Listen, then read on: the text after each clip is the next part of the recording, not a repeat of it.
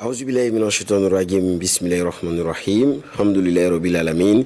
Alhamdulillahi rabbil alamin. Summa salatu wassalamu ala rasulillah. Frères et sœurs, vous qui nous suivez, bienvenue dans ce nouveau numéro de votre émission Les Voix Pacifiques pour un avenir radieux. C'est une émission proposée par le Centre culturel islamique du Burkina CCIB en collaboration avec l'URCB-SD, l'Union des religieux et coutumiers du Burkina pour la santé et le développement. Cette émission se veut être un moment pour contribuer à la promotion de la paix, de la cohésion sociale et de la résilience des communautés à travers la diffusion de messages constructifs basés sur les valeurs religieuses, citoyennes et culturelles. Bienvenue à toutes et à tous une fois de plus à cette émission dans le cadre donc du projet Diamant Béornéré. C'est donc une émission proposée par le CCIB avec le soutien financier et technique de l'URCB-SD. Pour ce nouveau numéro, je reçois avec beaucoup de plaisir Imam Bakayoko Noun. Il est imam à l'AUMB et au CERFI. Imam, assalamu alaikum wa rahmatullahi wa barakatuh. Wa alaikum salam wa rahmatullahi ta'ala wa barakatuh, mon frère Ouedraogo. Merci beaucoup d'avoir accepté notre invitation. C'est moi qui vous remercie pour cette opportunité d'échange. En plus d'être imam, il faut noter aussi que vous êtes très engagé pour les questions de paix, de cohésion sociale et de vivre ensemble. Avec vous aujourd'hui, nous allons parler de la lutte contre les discours extrémistes. Quels peuvent être les rôles des imams et leaders religieux? Déjà, imam, que vous inspire un tel thème? Merci beaucoup, M. Ouedraogo, pour cette belle introduction par rapport à cette question cruciale de l'heure. Les questions donc des discours extrémistes en lien effectivement avec le monde religieux. C'est un fait qu'aujourd'hui beaucoup de personnes se cachent derrière soit des idéologies, soit des religions, soit des courants de pensée pour finalement déverser dans l'espace public un certain discours qui ne fait pas du bien. Et pour le fait que nous aspirons tous effectivement à vivre en paix, à vivre en harmonie dans la société, c'est normalement effectivement bien qu'on s'en préoccupe pour qu'effectivement on puisse faire éclairage là-dessus pour dire qu'est-ce qui est réellement des discours religieux en tant que tel et qu'est-ce qui est des dérives en la matière. D'accord.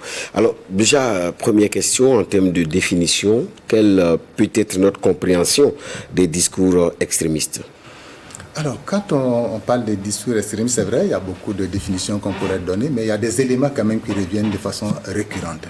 L'un des éléments essentiels lorsqu'on parle de discours extrémistes, c'est effectivement des paroles, des messages qui sont souvent porteurs d'une certaine idéologie, mais surtout qui poussent soit à la haine, soit à la violence, soit au rejet d'autrui. Et tout cela, en réalité, vont dans le sens de dire alors qu'ils sont détenteurs de la vérité. Je dis bien la vérité, comme si elle était absolue entre leurs mains et refusent toute contradiction, sinon tout dialogue en la matière. Donc, pour me résumer à la matière, c'est tout discours qui aura tendance à faire de lui détenteur donc, de l'absolue vérité et rejetant tout autre propos en la matière et poussant les gens vers la haine, vers la division, vers l'opposition des uns aux autres, vers le rejet complet de l'autre, alors on dira que c'est un discours extrémiste. D'accord. Merci pour cette définition, on l'a compris. Maintenant, il se trouve que le discours extrémiste rencontre parfois de l'écho auprès de certains jeunes. Selon vous, qu'est-ce qui peut justifier cela?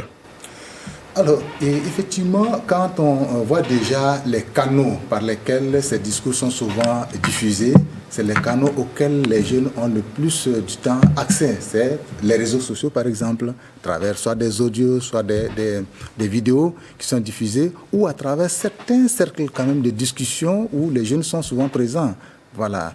Donc, également, on n'oublie pas toutes ces zones que nous avons aujourd'hui, où des fois n'est pas très bien cadré en la matière, peut faire des dérives en ce qui concerne effectivement les discours que certains tiennent. Mais surtout, ce que l'on devrait dire, parce que ça fait une certaine illusion les discours haineux, les discours d'opposition, de vouloir qualifier l'autre d'être à la source de son malheur.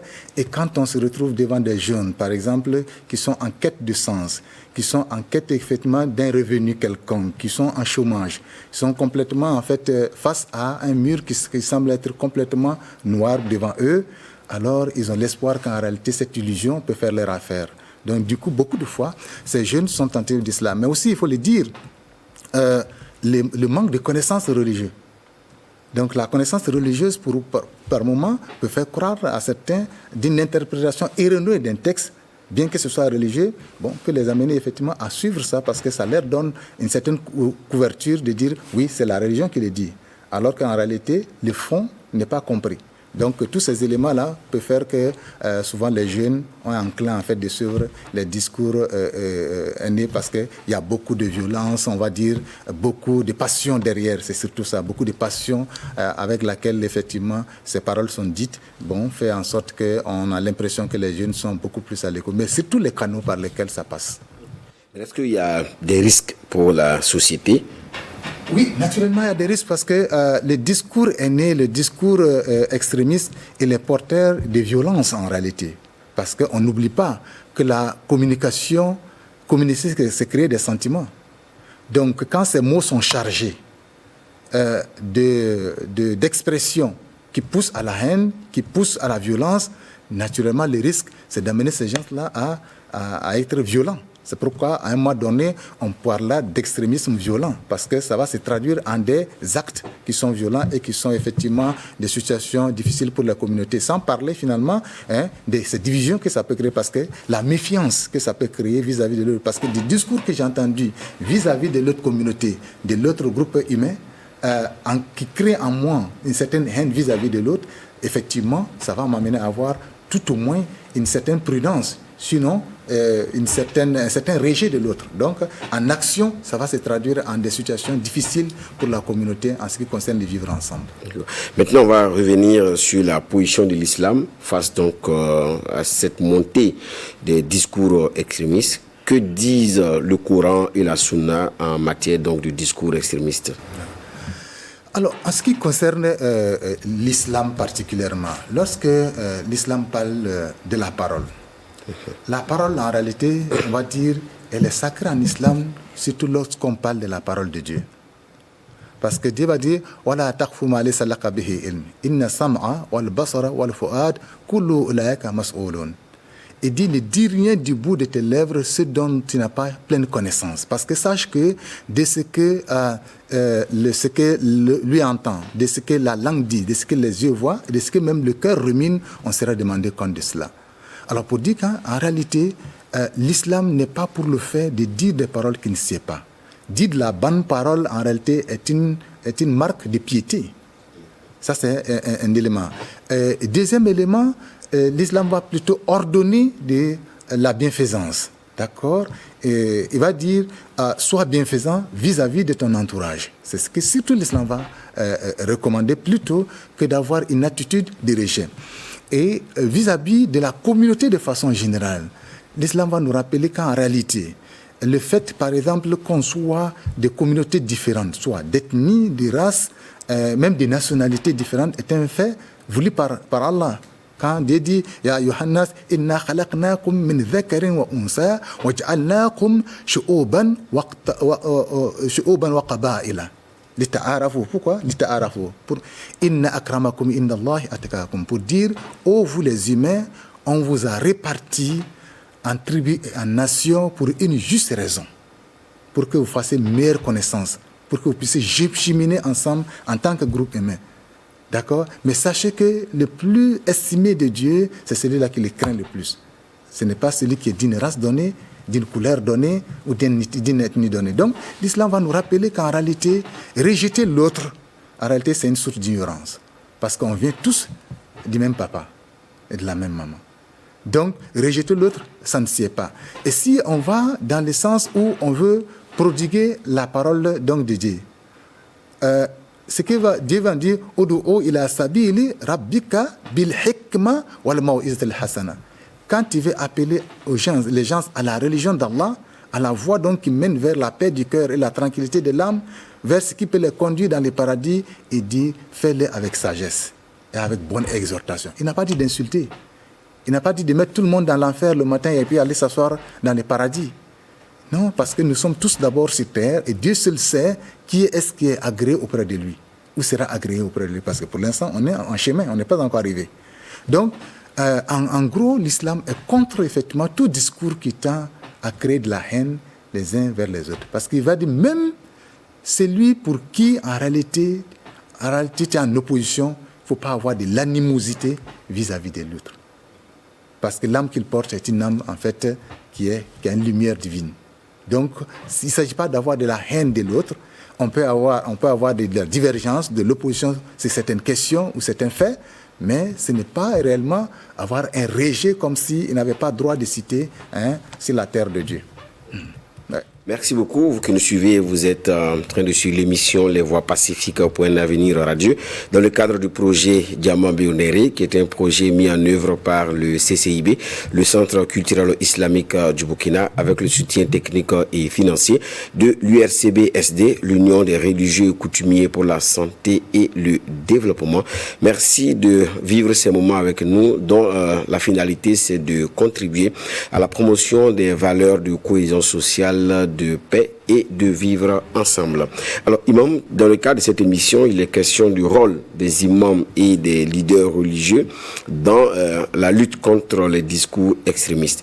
Vous, en tant qu'imam, vous avez des sermons, vous avez des espaces aussi où vous communiquez avec la communauté. Et comment on peut profiter de ces espaces-là pour redonner le message de l'islam par rapport donc à la lutte contre l'extrémisme violent? Et merci beaucoup, M. Ouédraogo. Le rôle des leaders religieux, de façon générale, et des imams en particulier, est très fondamental dans cette lutte. Parce que, comme on l'a dit, le discours extrémiste est teinté de beaucoup de confusion. Et donc, il faut faire une clarification. Qui mieux que ceux qui ont la parole de Dieu de clarifier effectivement la parole de Dieu? En d'autres termes, c'est quand même de dire ce qui est réellement des textes religieux et de ce qui est de l'interprétation que les savants éclairés en ont fait, parce que c'est important de le dire. C'est pas parce que je vois un texte que quand je le lis simplement soit en arabe ou en français que j'en ai la pleine connaissance. C'est des études que l'on fait pour aboutir quand même à des analyses qui permettent finalement de faire des délibérations, de dire voici ce qui est permis, ce qui n'est pas permis. Donc il ne s'agit pas simplement que l'on a lu quelques versets ou quelques hadiths, que l'on se proclame savant en train de faire des fatwas, c'est-à-dire de faire des délibérations juridiques. Non. Donc le premier élément, c'est un rôle vraiment de clarification de ce qui est de la religion, de ce qui ne l'est pas. Deuxième élément, en quoi est-ce que c'est important? Parce que c'est des voix qui portent. Ça aussi, c'est vrai, c'est une vérité. Que ce soit à travers les sermons, que ce soit à travers effectivement des animations, à travers les différents canaux, mais mieux, on va dire, dans la communauté elle-même. Dieu a fait en sorte qu'ils sont écoutés pour le rôle qu'ils jouent. Donc, il est important que de cette voix qui porte là, ils puissent effectivement faire de l'éclairage sur tout ce qui est des discours qui sied et de ce qui ne sied pas. Et puis, on a la chance que ils ont des gens vont promptement pour les approcher pour demander conseil. Et c'est d'abord important pour la jeunesse de comprendre qu'effectivement, en écoutant de la parole comme ça, soit d'un prêcheur ou bien même en lisant quelques propos, quand on n'a pas la pleine connaissance, ce qui sied en islam, c'est d'aller demander. Parce que c'est ce que Dieu va dire. Allez-y demander à ceux qui savent lorsque vous ne savez pas. Et donc, quand on a la chance que des gens viennent vers les imams ou viennent vers les savants pour demander éclairage, c'est leur rôle justement de les clarifier et de les situer par rapport à ce qu'ils ont entendu qui n'est pas bon, pour les amener vers ce qui est bon. Donc, ils ont un rôle vraiment clé à jouer dans cette clarification donc, du discours extrémiste pour donner un discours effectivement qui sied, ce que nous appelons dans ce cadre-là un contre-discours ou un discours en tout cas du vivre ensemble. Est-ce qu'il ne faut pas aussi arriver à renforcer ce rôle-là ou même cette responsabilité des imams ou des leaders religieux? Parce que quand on vient à l'islam, on sait que sur la base des explications que vous avez données, le discours extrémiste est pratiquement contradictoire au principe de l'islam. Donc si quelque part, il n'y a pas aussi un travail à faire pour renforcer le leadership des leaders religieux ou aussi des imams en la matière. Je suis très d'accord avec vous pour trois choses. Premièrement, parce que il y a ce qui est du texte que l'on apprend, de l'interprétation que des savants en font, mais le contexte qui est finalement le nôtre. Comment on met tout ça en harmonie. Et ça demande un travail technique et qui demande un renforcement des capacités. C'est pourquoi nous disons que ce n'est pas parce que simplement j'ai appris le Coran qu'en réalité je peux d'ores et déjà et réellement être un bon prêcheur. Il faudra effectivement que le contexte là, je puisse comprendre cela. Et même les outils de la communication. Le grand mal par moment que l'on sent, c'est que certains, de ce qu'ils disent dans leur salon, entre eux et leur famille, souvent tout cela est versé en fait, dans l'espace public. Ce n'est pas que forcément on dit aux gens d'avoir un double discours, mais ce que tu dis dans une causerie n'est pas ce qui est apporté au grand public aussi. Donc du fait de la non-maîtrise par moment des outils de communication, ça fait beaucoup de mal aujourd'hui. Donc ce que je veux dire, premier élément, le renforcement des capacités de ces acteurs-là. Ça c'est un premier élément. Deuxième élément, il est bon que ce travail justement ne se fasse pas de façon isolée. Parce que c'est justement comme on l'a dit, le discours lorsqu'il devient public, ce n'est plus personnel. Il n'est pas simplement dit que lorsque, soit dans un saut d'humeur ou de colère, ou voilà, quelque part, mes impressions seules m'amènent finalement à façonner un discours et à déverser. Et quand l'autre l'entend, il dit, mais finalement, qu'est-ce qui lui arrive? Oui, nous tous, en tant qu'être humain, on peut avoir effectivement des situations de haut et de bas. Mais ce que je veux dire, il faudra que ce travail donc, se fasse en fait dans une synergie d'action. Que les gens soient dans une dynamique d'ensemble. De savoir, le discours qu'on tient, ça nous amène où? Voilà, donc ça va éviter certainement que ce soit des discours dirigés les uns envers les autres. Parce que l'objectif finalement, s'il est connu, et si tout le monde est engagé dans un sens donné, ça peut permettre effectivement d'orienter les discours. Donc, ce que je veux dire, il faudra que ça se fasse vraiment ensemble. Troisième élément, il est bon que ça se fasse dans un cadre quand même républicain. Ce que je veux dire, surtout dans le cadre de la lutte contre l'extrémisme violent, il est bon que ce ne soient pas des individus qui portent le projet. Parce que nous sommes parents de situations également sécuritaires qui est à l'origine de certains discours quand même extrémistes aussi. Donc, il est bon que ce soit organisé en fait. Donc, de la formation des prédicateurs eux-mêmes, de la synergie d'action qui est nécessaire, à l'organisation pratique qui doit se faire effectivement dans un cadre républicain, nous pensons que c'est ce qui peut nous permettre d'atteindre réellement les objectifs et d'avoir de l'impact en fait pour contrecarrer les discours haineux qui est diffusé par moi à travers tous ces réseaux sociaux et à travers tous ces canaux qui ne nous font pas du bien. Est-ce que aussi nos fragilités ne sont pas des terreaux fertiles pour que ces discours extrémistes-là puissent aussi avoir de l'écho? Lorsque vous parlez aussi de synergie d'action et tout ce qu'il y a à faire, il n'y a pas aussi un moyen de lutter contre nos fragilités, contre nos vulnérabilités, parce que par moment on se rend compte que certains en profitent pour déverser leur haine sur les gens, par exemple. Évidemment, on va illustrer ça par ce que scientifiquement on a pu faire sortir à travers des études pour nous montrer les causes, sinon si vous voulez, les déterminants qui sont à l'origine de l'engagement des jeunes aujourd'hui dans l'extrémisme violent, c'est-à-dire dans le terrorisme, pour parler clairement. Une étude de l'UNDP, donc une structure donc des Nations Unies, de 2023, nous fait ressortir qu'en fait, les jeunes qui vont, par exemple, dans les groupes extrémistes, les groupes terroristes, par conviction religieuse, ils sont de l'ordre de 17%. C'est-à-dire qu'il y a 83% qui ne vont pas pour une cause religieuse. C'est pourquoi nous disons très clairement qu'il ne faut pas appeler ces terroristes-là des djihadistes, parce que c'est cette conviction qui a fait. Comme je vous l'ai dit, à un moment donné, en réalité, l'extrémisme violent avance avec une couverture de djihadisme, ce qui fait que ça se fait accepter dans un certain milieu. Ça, c'est la réalité. Ce que je veux dire avec force, la vulnérabilité économique, sinon sociale, souvent, ou l'inculture même de certains jeunes fait qu'ils croient naïvement à ces discours-là. Parce que quelqu'un qui est en chômage, qui n'a aucune perspective, souvent, un certain discours lui dire tu vas le combattre dans tous les cas, à la fin, tu as une rémunération. Mais si tu n'y parviens même pas, si tu passes de l'autre côté, c'est que tu vas clairement au paradis.